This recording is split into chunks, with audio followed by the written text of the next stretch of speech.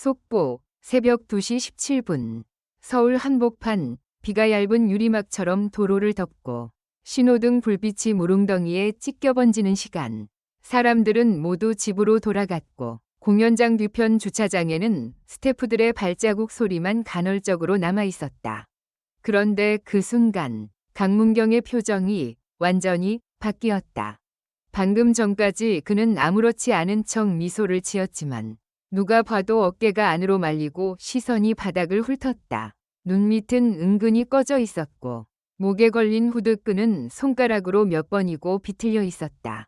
무대 위에서 사람들을 울리고 웃기는 그 사람이 무대 아래에서는 마치 어딘가에 갇힌 사람처럼 보였다는 증언이 이어졌다. 웃는데 웃는 게 아니었어요. 공연장 출입 통제선에 서 있던 보안 요원이 떨리는 목소리로 말했다. 인사도 하고 팬들 손도 흔들었는데 눈동자가 텅 비어 있었어요. 그는 혼자였고 누구도 몰랐다. 강문경은 한동안 고립이라는 단어와 거리가 멀어 보였다. 방송에서도 무대에서도 늘 단단했다. 하지만 관계자들 사이에서는 아름아름 이런 이야기가 돌았다. 공연이 끝나면 축하 뒤풀이에 오래 남지 않고 차량에 오르면 커튼을 치듯 조용해지고 휴대폰은 마치 누군가가 빼앗아 갈까봐 두 손으로 감싸 쥐는 습관이 생겼다는 것. 그리고 무엇보다 그에게서 가장 먼저 사라진 건 놀랍게도 말이었다. 예전에는 리허설 중간에도 농담을 던지던 사람이에요. 한 스태프가 말했다. 근데 어느 날부터는 네, 알겠습니다만 하고 끝. 대기실에서도 혼자 앉아서 벽만 보고 가끔은 숨을 너무 얕게 쉬는 것 같았어요. 사람들은 그렇게 누군가의 고립을 눈치채면서도 동시에 외면한다. 바쁘고 일정이 있고 괜찮겠지라는 말이 너무 쉬우니까.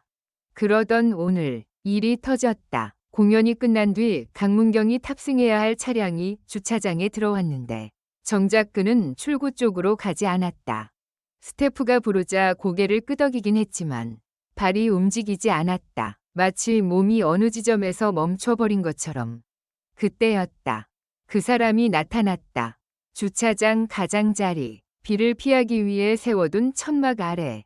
검은 우산이 하나 열리더니 누군가가 조용히 다가왔다. 얼굴은 모자와 마스크로 절반이 가려져 있었지만 걸음걸이가 이상할 정도로 담담했다. 마치 여기서 무슨 일이 벌어질지 이미 알고 있었던 사람처럼.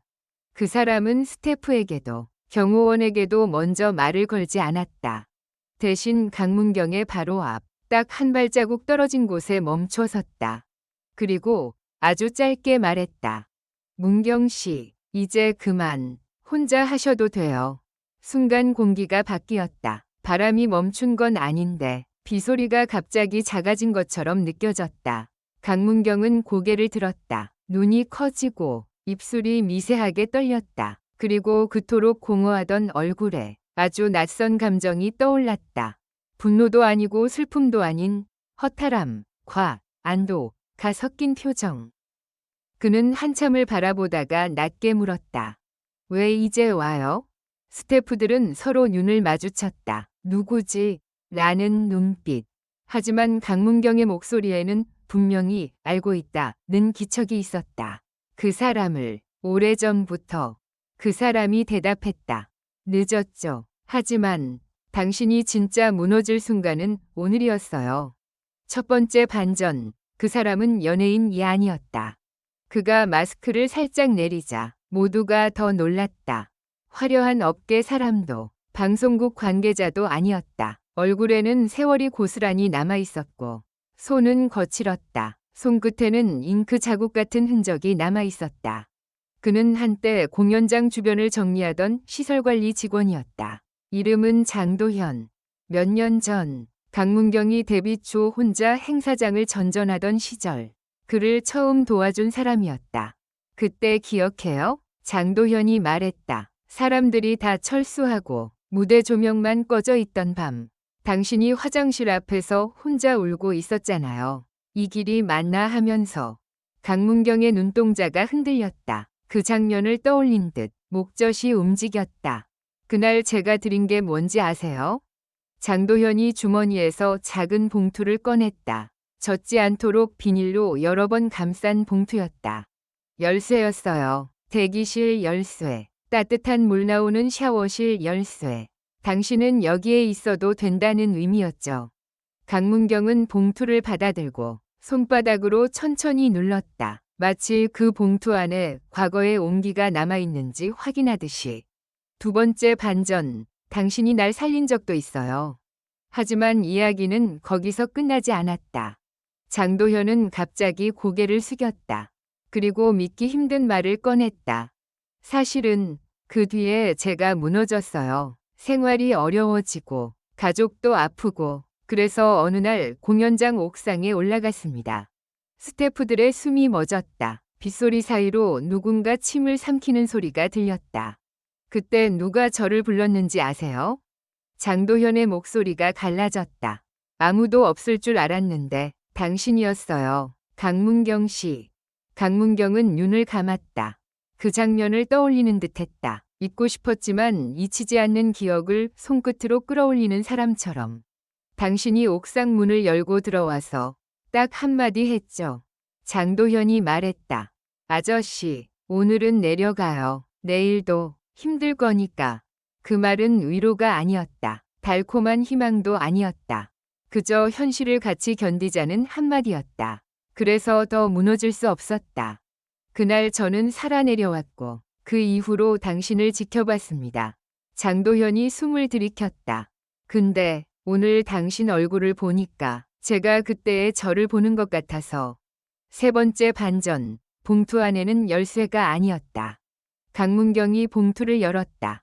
안에는 작은 열쇠 하나와 종이 한 장이 있었다. 그리고 낡은 USB. 종이에는 짧게 적혀 있었다. 당신이 혼자라는 느낌이 들 때 이걸 들으세요. 누군가는 여전히 당신 편입니다. USB를 노트북에 꽂자 파일 하나가 재생됐다. 처음에는 잡음이 섞인 호흡 소리. 그리고 익숙한 목소리, 강문경의 목소리였다. 아주 오래전 연습실에서 녹음해두었던 나는 무대가 무섭다. 그런데도 올라가야 한다. 내가 사람들을 행복하게 할 수 있다면 그걸로 버틸 수 있을까? 근데 어느 순간부터는 나도 행복하고 싶은데 방법을 모르겠다. 스태프들은 서로 얼굴을 보며 얼어붙었다. 이건 공개된 적 없는 누가 들어도 가장 깊은 속내였다. 강문경이 떨리는 손으로 재생을 멈췄다.